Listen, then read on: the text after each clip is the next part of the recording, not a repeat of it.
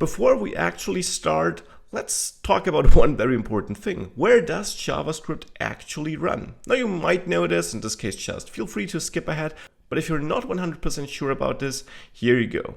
JavaScript typically runs in the browser, which means when you load a web page, JavaScript is not executed on the server from which the web page comes, but instead in your browser.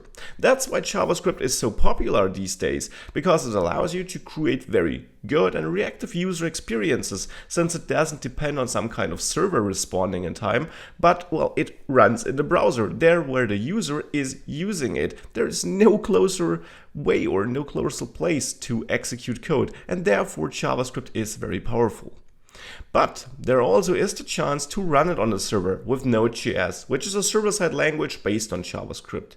Now in this course, I'll clearly focus on the browser part, but many of the concepts you learn here, indeed all of the very basics of JavaScript and how it works, will of course also apply to the server in Node.js.